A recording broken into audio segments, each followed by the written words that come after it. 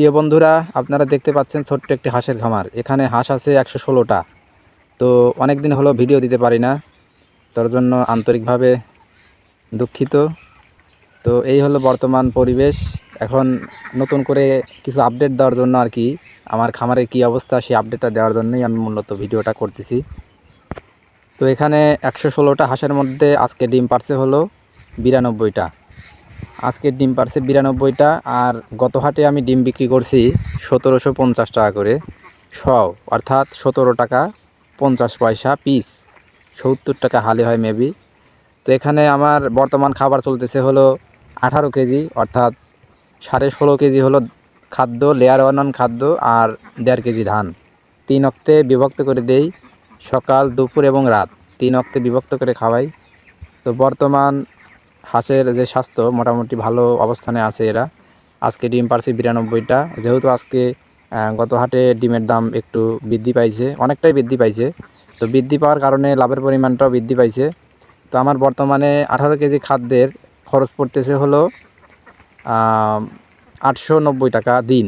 890 টাকা দিন, হয়তো বা হিসাব করলে বুঝতে পারবেন। আমার 51 টাকাও পড়ে না কেজি, আমার 50 টাকা 80 পয়সা পড়ে হলো পার কেজি লেয়ার ওয়ান খাদ্য। আর ধান পরে 32-32-এর মতো এরকম ধানের দাম পড়ে। তো 88 টাকা হয়, সেই হিসেবে 890 টাকা আমি ধরলাম। আর আমার যে আজকে যে 92টা ডিম পারছে, এটা যদি আমি বিক্রি করি 17 টাকা 50 পয়সা, তাইলে সেই হিসেবে আমার লাভ দাঁড়ায় হলো 720 টাকা। আপনারা ক্যালকুলেশন করলেই বুঝতে পারবেন। তো এই 116টা হাঁস থেকে যদি পার ডে 720 টাকা ইনকাম করা যায়, মানে 700 টাকার তো মরণ নাই। 700 টাকা 20 টাকা নেয় বাদই দিলাম, 700 টাকা তো ইনকাম হচ্ছে। তো কিছু সময় একটু কমে, দাম যখন একটু কমে যায় তখন একটু কম হয়, দাম যখন আবার একটু বাড়ে তখন আবার ইনকামও বেড়ে যায়। আবার ডিমের পার্সেন্ট যখন কমে তখন একটু লাভ কম হয়, আবার যখন পার্সেন্ট বাড়ে লাভ আবার বেশি হয়। তো এই হলো ব্যাপার স্যাপার। সর্বনিম্ন 300 থেকে শুরু করে 700 750 পর্যন্ত আমি ইনকাম করেছি পার ডে। তো অ্যাভারেজে 450-500 এরকম থাকে অ্যাভারেজ ইনকাম। 116টা হাঁস আছে। তো আমার সামনে আরও প্ল্যান আছে একটু বড় করার। সামনে প্ল্যান আছে 450 হাঁস আমি উঠাবো। এখন মানে মূলত আমার 350টা হলো লরি হাঁস পালার ইচ্ছা। তো আমি দেখি সামনে কি করা যায়। তবে আমার ইচ্ছা আছে সামনে একটু। তো বর্তমানে আমি কিন্তু আমার হাঁসকে কোনো ঔষধ প্রয়োগ করি না, একদম কোনো ঔষধই না, কোনো ঔষধই প্রয়োগ করি না। এর আগে জিঙ্ক টিং আবিজাবি ওইগুলো প্রয়োগ করছি, তখন একটু শীত বেশি ছিল যার কারণে জিঙ্ক টিং ওই ক্যালসিয়াম এগুলো প্রয়োগ করছি। তো আলহামদুলিল্লাহ আমি এগুলো প্রয়োগ করা বাদ এখন খাদ্য একটু বাড়তি করে দিছি। তো যার ফলে আমার এখন শীতের যেহেতু কম, শীত কমে গেছে, রোদ বের হয়েছে দেখতে পাচ্ছেন। তো রোদের কারণে শীত কমে গেছে, শীত কমে যাওয়ার কারণে পার্সেন্টটাও বাড়তেছে।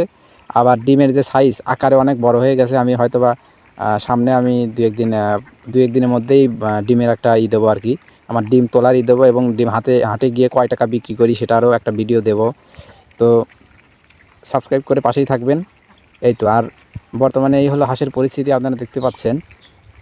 মোটামুটি ওদের শরীর স্বাস্থ্য সব কিছুই ঠিক আছে। তো এমতো অবস্থায় ডিমের পার্সেন্টও প্রতিদিন বাড়তেছে। গতকালকে 87টা পারছিল, আজকে পারছে 92টা। এর আগেও মানে 85 ছিল। প্রতিনিয়ত বাড়তেছে আর কি, যেহেতু এখন কম, শীত কমে গেছে, তো ডিমের পার্সেন্টটা বাড়তেছে। এখন ডিমের দাম কেমন থাকবে জানি না, তবে এখন বর্তমান পরিস্থিতিতে মোটামুটি ভালো লাভ হচ্ছে। তো বসে না থেকে যারা বেকার বসে থাকেন, কিছু একটা করেন, কিছু একটা করলে মোটামুটি সফল হতে পারবেন, এই আর কি।